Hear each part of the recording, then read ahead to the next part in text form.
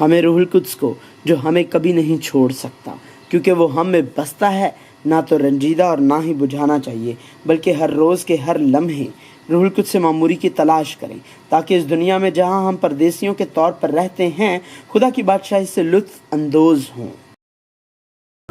ابدی اور غیر متغیر کلام خدا، خدا کو جاننا۔ بائبل جو وقت سے ماورا ہے، خدا کو جاننا۔ حصہ 4، روح القدس۔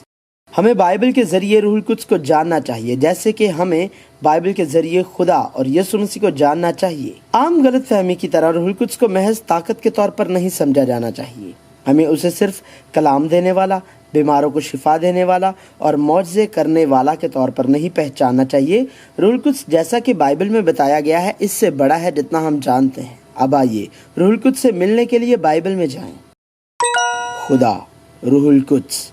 روح القدس خدا ہے جو روح کے طور پر آیا، لہٰذا روح القدس خدا کا روح ہے، لیکن تم جسمانی نہیں بلکہ روحانی ہو، بشرط یہ کہ خدا کا روح تم میں بسا ہوا ہے، مگر جس میں مسیح کا روح نہیں وہ اس کا نہیں۔ اور خدا کے پاک روح کو رنجیدہ نہ کرو، جس سے تم پر مخلصی کے دن کے لیے مہر ہوئی۔ روح القدس یسوع مسیح ہے جو روح کے طور پر آیا، لہٰذا روح القدس مسیح کا روح ہے۔ انہوں نے اس بات کی تحقیق کی کہ یسوع مسیح کا روح جو ان میں تھا اور پیشتر سے مسیح کے دکھوں کی اور ان کے بعد کے جلال کی گواہی دیتا تھا، وہ کون سے اور کیسے وقت کی طرف اشارہ کرتا تھا۔ روح القدس جو خدا ہے، خدا کے تخلیق کے کام سے پہلے موجود تھا اور اس کے تخلیق کے کام میں اس کے ساتھ تھا، اور زمین ویران اور سنسان تھی اور گہراؤں کے اوپر اندھیرا تھا، اور خدا کی روح پانی کی سطح پر جنبش کرتی تھی۔ پھر خدا نے کہا کہ ہم انسان کو اپنی صورت پر اپنی شبیہ کی مانند بنائیں، اور وہ سمندر کی مچھلیوں اور آسمان کے پرندوں اور چوپایوں اور تمام زمین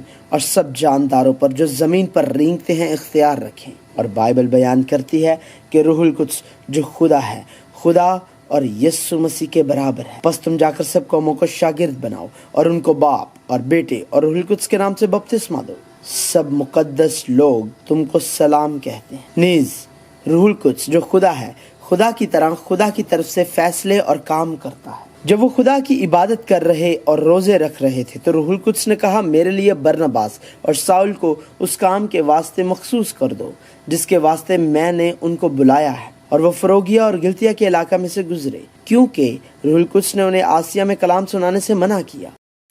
روح القدس سے بھیجا گیا۔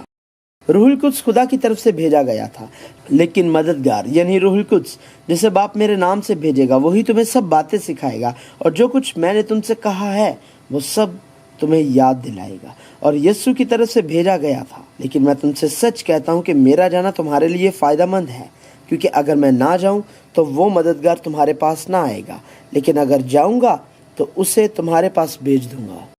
روح القدس خدا کا روح اور مسیح کا روح ہے۔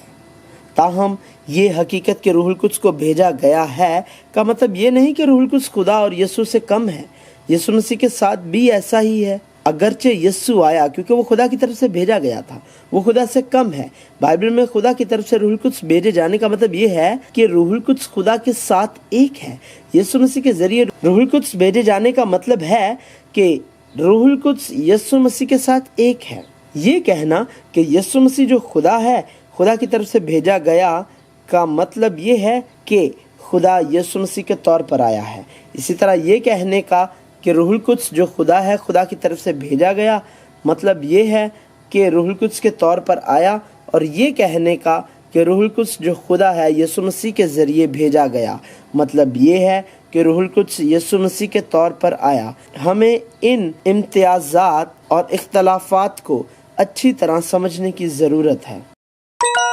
روح القدس سچائی۔ روح القدس سچائی ہے، بائبل اسے بیان کرتی ہے، اور میں باپ سے درخواست کروں گا تو وہ تمہیں دوسرا مددگار بخشے گا کہ ابد تک تمہارے ساتھ رہے، یعنی روح حق، جسے دنیا حاصل نہیں کر سکتی کیونکہ نہ اسے دیکھتی ہے اور نہ جانتی ہے۔ تم اسے جانتے ہو کیونکہ وہ تمہارے ساتھ رہتا ہے اور تمہارے اندر ہوگا۔ لیکن جب وہ مددگار آئے گا جس کو میں تمہارے پاس باپ کی طرف سے بھیجوں گا، یعنی روح حق جو باپ سے صادر ہوتا ہے، تو وہ میری گواہی دے گا۔ لیکن جب وہ یعنی روح حق آئے گا تو تم کو تمام سچائی کی راہ دکھائے گا، اس لیے کہ وہ اپنی طرف سے نہ کہے گا، لیکن جو کچھ سنے گا वही कहेगा और तुम्हें आइंदा की खबर देगा। यही है वो जो पानी और खून के वसीले से आया था, यानी यीशु मसीह। वो ना फक्त पानी के वसीले से बल्कि पानी और खून दोनों के वसीले से आया था। बाइबल बयान करती है कि जिस तरह खुदा सच्चाई, यीशु मसीह सच्चाई और खुदा का कलाम सच्चाई है, रूहुल कुद्स भी सच्चाई है। रूहुल कुद्स का काम। रूहुल कुद्स जो खुदा है आया क्योंकि खुदा और यीशु मसीह ने उसे भेजा था। खुदा के रूह के तौर पर, यीशु मसीह के रूह के तौर पर वो दुनिया की आखिर तक खुदा के लोगों और उसके फर्जंदों के साथ रहने के लिए आया।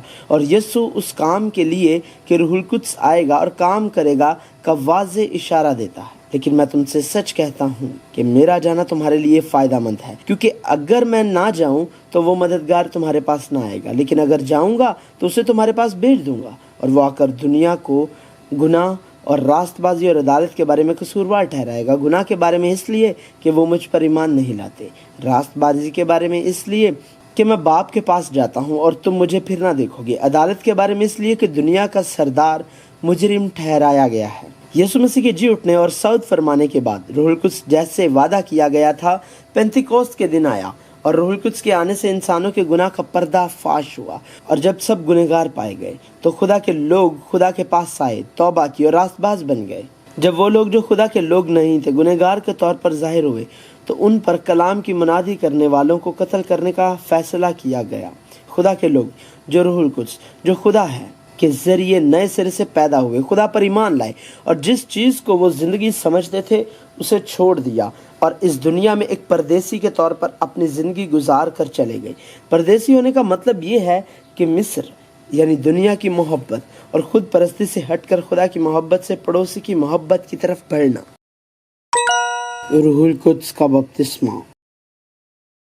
आमतौर पर यह ख्याल किया जाता है कि रूहुल कुद्स हासिल करने के लिए हमें बहुत ज़्यादा दुआ करनी चाहिए। रूहुल कुद्स हासिल करने के लिए रात भर 3 या 4 दरख्तों को जड़ से उखाड़ फेंकना चाहिए।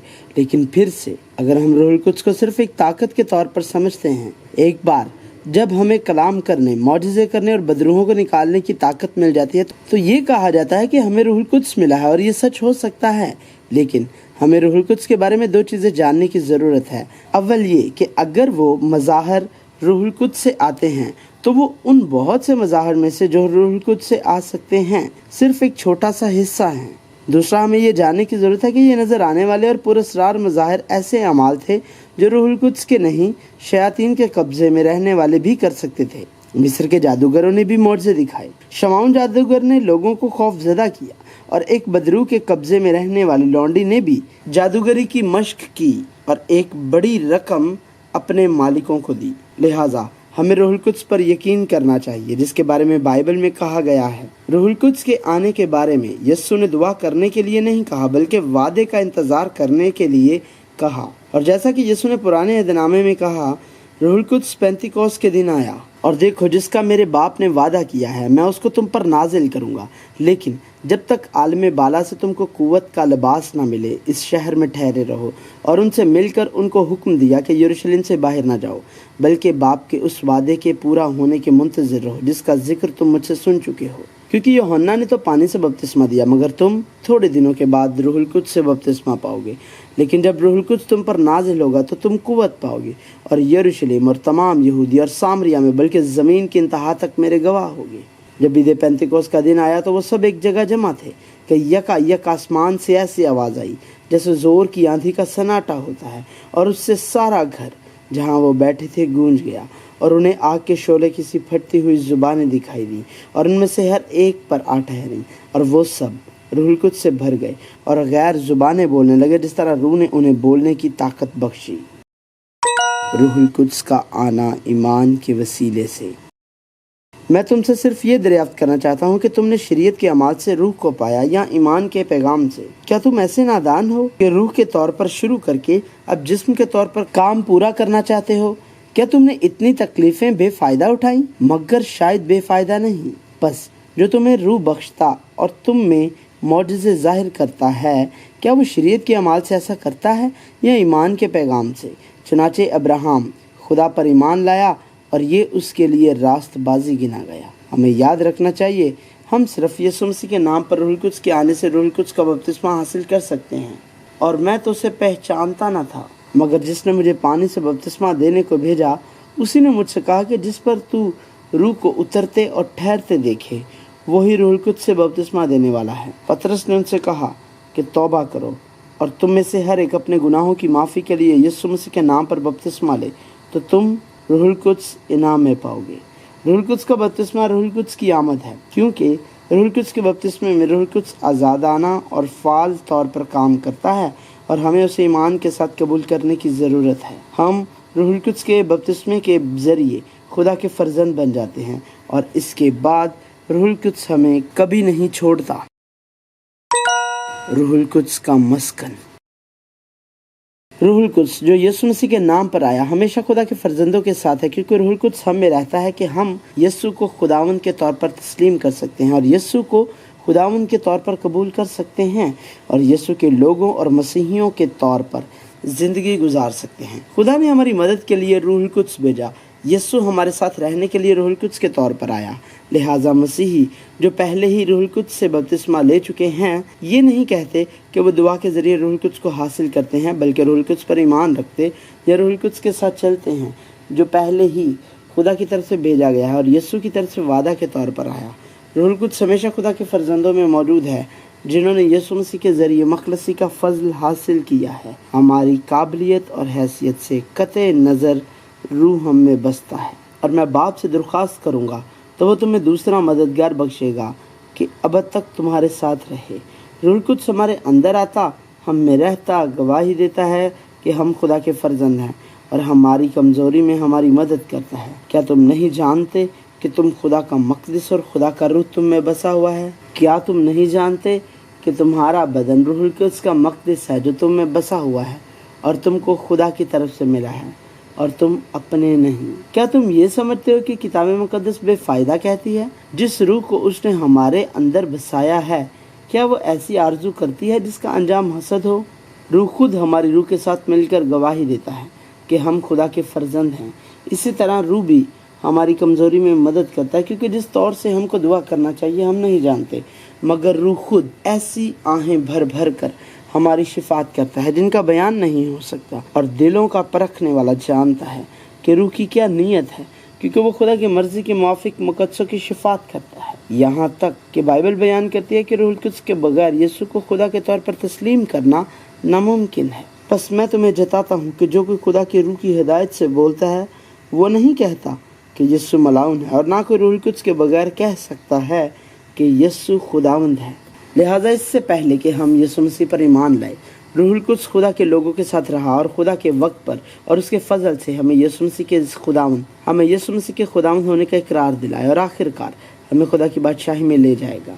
वही खुदा की मलकियत की मखलसी के लिए हमारी मिरास का बयाना है, ताकि उसके जलाल की सिताइश हो, जिसने हम पर मोहर भी की और बयाना में रूह को हमारे दिलों में दिया। और जिसने हमको इसी बात के लिए तैयार किया वो खुदा है और उसी ने हमें रूह बयाना में दिया।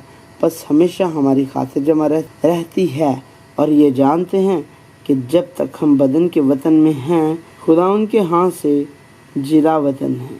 रूहुल कुद्स से हम जानते हैं कि मसीह हम में है और ये कि हम खुदा में रहते हैं और खुदा हम में है। रूहुल कुद्स की मामूरी। ताहम बाइबल हमें रूहुल कुद्स से मामूर होने के लिए बताती है। हालांकि रूहुल कुद्स हमारे अंदर रहता है और दुनिया के आखिर तक हमारे साथ रहता है। रूहुल कुद्स को खुदा के लोगों मसीहियों के साथ हमेशा के लिए रहना है और ये रूहुल कुद्स के बारे में ये भी सच्चाई है कि वो दुनिया के इख्तिताम तक हमारी रहनुमाई करेगा। ताहम रूहुल कुद्स का एक शख्सियत के तौर पर हम में रहने और उससे मामूर होने में फ़र्क है। लिहाजा हमें रूहुल कुद्स के आने की तलाश नहीं करनी चाहिए, बल्कि रूहुल कुद्स से जो हमसे पहले हमारे अंदर बसा है मामूरी की तलाश करनी चाहिए। और शराब में मतवाले ना बनो, क्योंकि इससे बदचलनी वाक़या होती है, बल्कि रूह से मामूर होते जाओ। मांगो तो तुमको दिया जाएगा, ढूंढो तो पाओगे, दरवाज़ा खटखटाओ तो तुम्हारे वास्ते खोला जाएगा। क्योंकि जो कोई मांगता है उसे मिलता है, और जो ढूंढता है वो पाता है, और जो खटखटाता है उसके वास्ते खोला जाएगा। तुम में ऐसा कौन सा आदमी है कि अगर उसका बेटा उससे रोटी मांगे तो वो उसे पत्थर दे, या अगर मछली मांगे तो उसे सांप दे? बस जब तुम बुरे होकर अपने बच्चों को अच्छी चीज़ें देना जानते हो तो आसमानी बाप अपने मांगने वालों को रूहुल कुद्स क्यों ना देगा। हमें मांगना चाहिए, हमें उसे खलूस और पूरे दिल से तलाश करना चाहिए। हमें अपने आप को जाहिर करने और फ़ख्र करने के लिए, ताकत मांगने के लिए रूहुल कुद्स का इस्तेमाल नहीं करना चाहिए, बल्कि हमें रूहुल कुद्स, खुदा के पाक रूह की मामूरी की तलाश करनी चाहिए। और लोग फर्जंद और खादिम होते खुदा की मर्ज़ी के मुताबिक ज़िंदगी गुजारने के लिए फजल तलाश करना चाहिए। अगर रूहुल कुद्स का बपतिस्मा एक बार का वाक़या है जो हमें खुदा के एक फ़ाल काम के तौर पर मुतय्यन करता है, तो हमें बार बार और मुसलसल रूहुल कुद्स की मामूरी हासिल करनी चाहिए। और जब वो दुआ कर चुके तो जिस मकान में जमा थे वो हिल गया और वो सब रूहुल कुद्स से भर गए और खुदा का कलाम दलेरी से सुनाते रहे। और ईमानदारों की जमात एक दिल और एक जान थी, और किसी ने भी अपने माल को अपना न कहा, बल्कि उनकी सब चीज़ें मुश्तरक थीं। रूहुल कुद्स के फल। बाइबल बयान करती है कि एक मसीही की ज़िंदगी पहले की ज़िंदगी से मुख्तलिफ है। अगर हम जीते हैं तो खुदावंद के वास्ते जीते हैं, और अगर मरते हैं तो खुदावंद के वास्ते मरते हैं। बस हम जिए या मरे खुदावंद ही के हैं। इसलिए अगर कोई मसीह में है तो वो नया मखलूक है। पुरानी चीज़ें जाती रहीं, देखो वो नई हो गई। मैं मसीह के साथ मसलूब हुआ हूँ, और अब मैं ज़िंदा न रहा बल्कि मसीह मुझ में ज़िंदा है।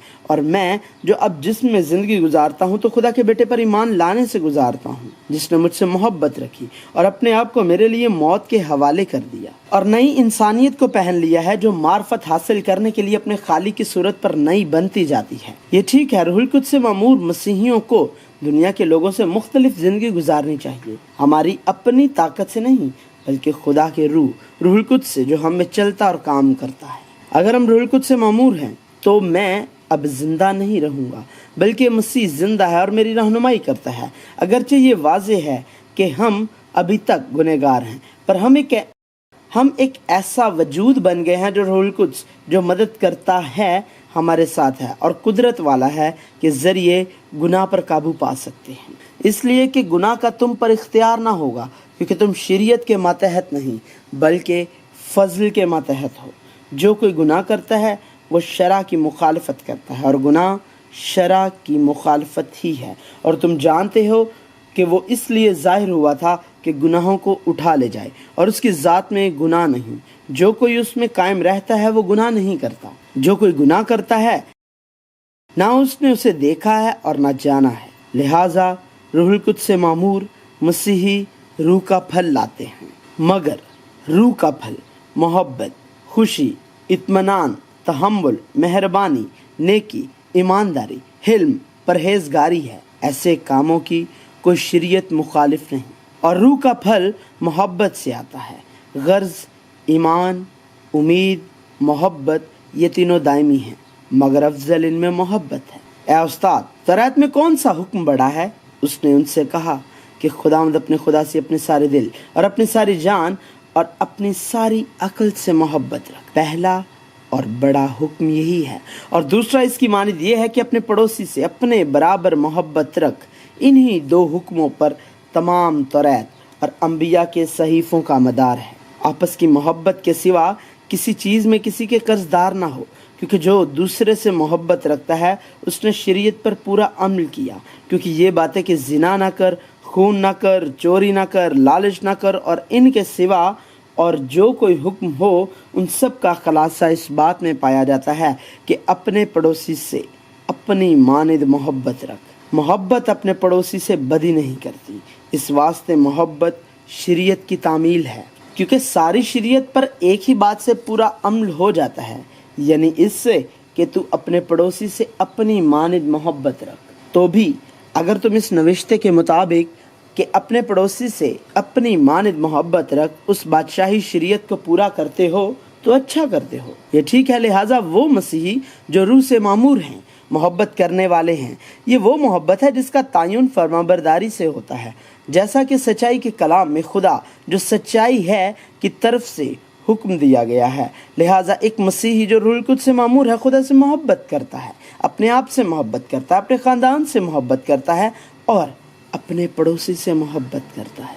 वो रिश्ता जिसमें किसी को खुदा से शर्म नहीं होती बहाल होता है, बहाल हो जाता है, और हमारे पड़ोसियों के साथ जो रिश्ता बेऐब है वो बहाल हो जाता है। यह मोहब्बत का रिश्ता बन जाएगा।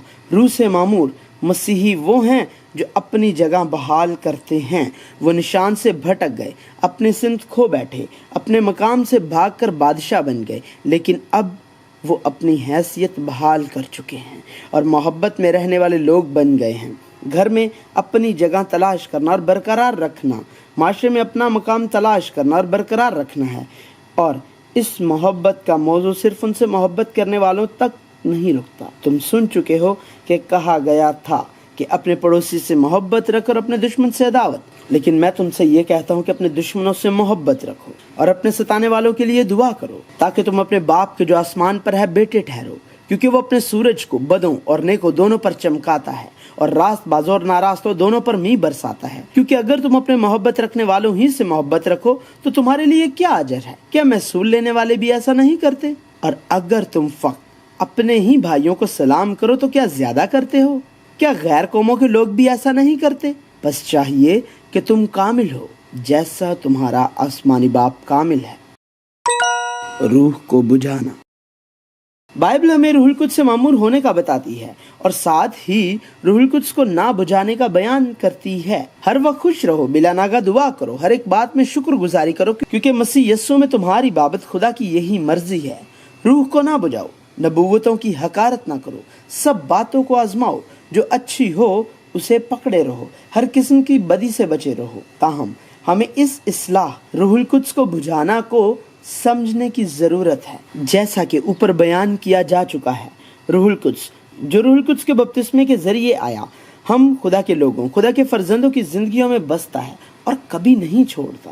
لہٰذا یہاں بجھانے کا مطلب مکمل ناپید ہونے کی بات نہیں ہے، بلکہ روح القدس سے معمور ہونے میں کمی ہے۔